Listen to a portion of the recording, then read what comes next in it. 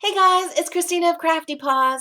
I'm here to share this 4x6 card that I've made for Marissa, who is mam1014's. And Marissa is celebrating her 40th birthday with a challenge of just making a 4x6 card for her in any theme you want, in any style you want.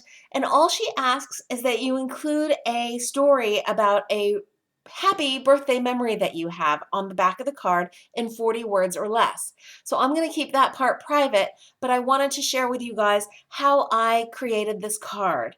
And that is with this awesome stamp by Charmaine Flannery.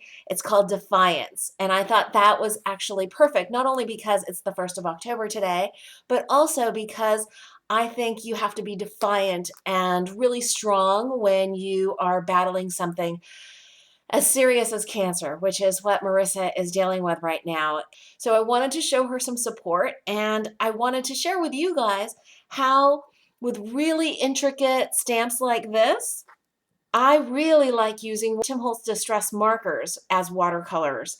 And so I'm going to share with you guys how easy it is to color up really detailed images and then go over any of the, coloring outside the lines with a black India ink marker. And the one I used is made by Faber-Castell, and it's a Pitt pen.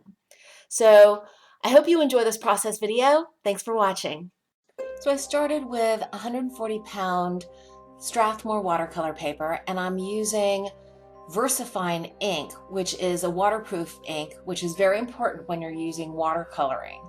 And as you can see, I'm just going through really loosely coloring in the background with a blue distress marker. And then I'm taking my Pentel water brush. A lot of people don't like that water brush because it's harder sometimes to control the amount of water that comes out, but I've really loved mine and don't generally have a problem with it unless I squeeze really too hard. And I'm just coloring in the background, kind of trying to stay outside of the image, but not really worrying too much about it because my plan is to color that in mostly with my black ink as kind of a backlit, silhouetted almost image. So I'm using 3 different distress markers in blues,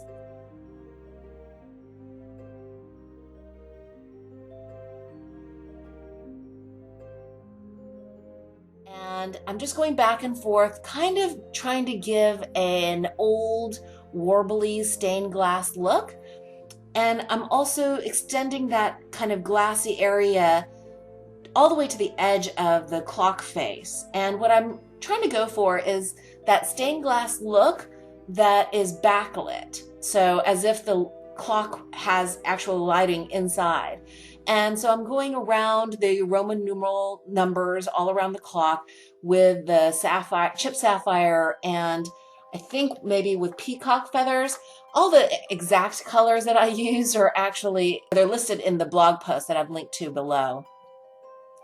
And then at each point when I'm switching out marker colors, I do wipe off the water brush because I'm using just one water brush for all of this, just onto a Kleenex. Now for the area beyond the clock face, I thought I would do kind of a fiery sunset coloring. So I start with the yellow, which is mustard seed, and then the orange that I use is spice marmalade, and then the red later on that I use is festive berries.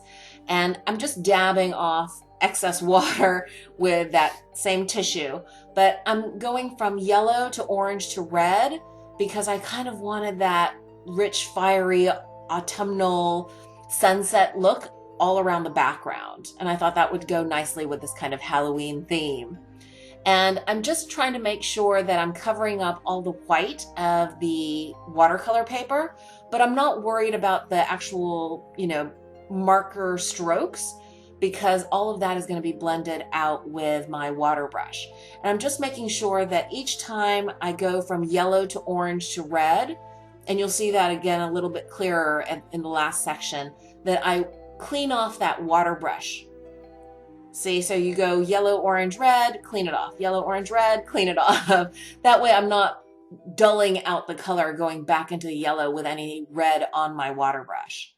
And to make the paper not warp too much in one direction, I've actually sprayed water on the back, and then I'm using my heat tool to dry it out and keep it flat.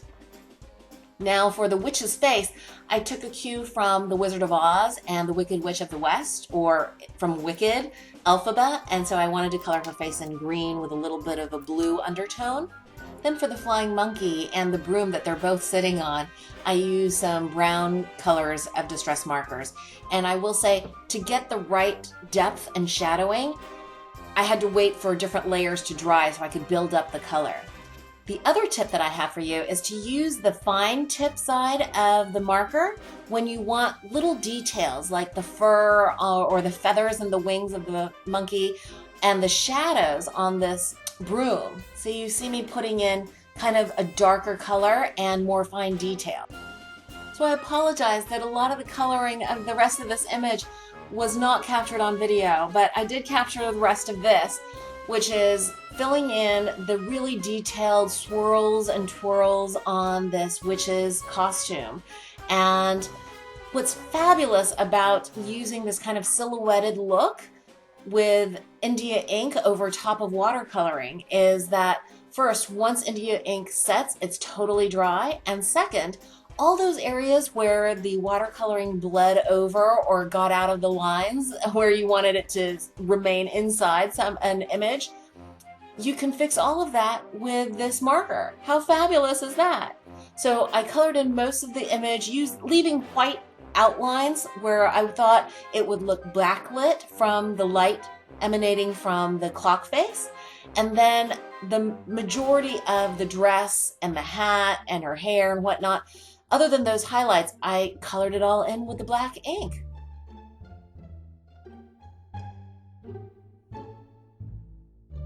Then I took my VersaFine ink again and used a finger dauber to just do the edging around the postcard.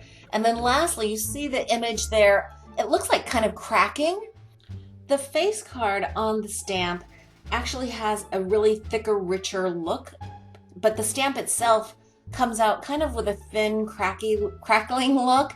So I took a plain Uniball pen and went through and darkened and thickened up and added more kind of texture, almost to make it look like a thorny thicket all around the stamped image. And I really like how that frames it out. I think it looks a little wicked. Oh, and then finally I added some clear Wink of Stella over the face of the clock to add some shimmer and shine. I hope you enjoyed this process video, and if you did, please give it a thumbs up. Thanks so much for watching, and I hope you have a spooktacular October.